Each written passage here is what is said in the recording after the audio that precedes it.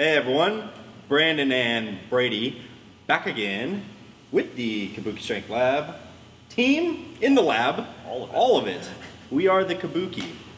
Today we're going to be showing you a drill to improve your thoracic and really spinal rotation. This drill is going to be done on the ground, and we're going to add these two accumobility balls into it as not really a progression but more of a variation. Go ahead, Brady. If you find that in any of your normal exercises that maybe you're twisting to one side, or you can feel your posture kind of sitting to one side, you might have some opportunity for improvement in your spinal rotation or thoracic rotation.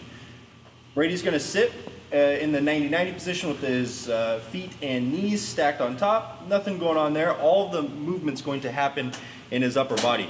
Now the test that we're looking for is we want Brady to be able to get pretty close to the ground with this. I think he's going to be able to, but we'll show you how we would improve it if he can. So go ahead and rotate Brady. Good. Now a test that we want to see, and we might even have Brady switch positions so you guys can actually see this. We need these hips and knees to stay in one position so that we're not actually opening up and cheating the exercise. So Brady's going to be very mindful to keep this knee into the ground the entire time and keep that hip closed so he's not rolling that hip open. You might be able to squeeze like a foam roller or a medicine ball between your knees to work that, but just keep them shut and it'll be better. Now, Brady actually has really good spinal rotation and thoracic rotation, so this probably isn't a drill that he needs to do, but we're going to show you how we would improve it.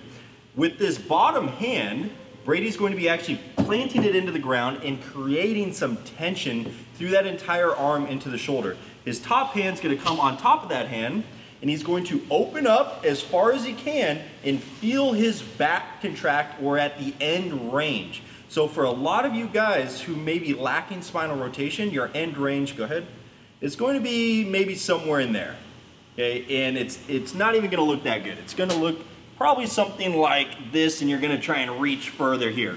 Okay, if you're lacking spinal rotation or thoracic rotation, this is probably going to be your end point. So what we're going to do is work a contract relax technique to work a bigger range of motion there. Go ahead.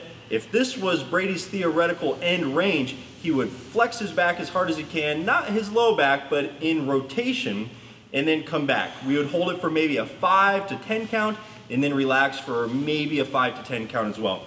We can take it up a notch by Brady pressing and squeezing that ball into the ground and squeezing this ball as hard as you can. This is going to provide just a little bit more tension, especially for some of you bigger guys or people who are used to taking load in training. You may need a little bit of extra tension, which is what these two accumobility balls are going to do for us. Brady's going to actively squeeze as he goes and assume that's his end range, and then he'll relax and go to the ground before coming back up.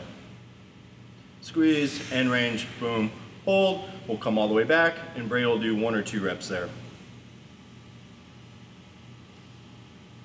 Brady's really good at squeezing those balls.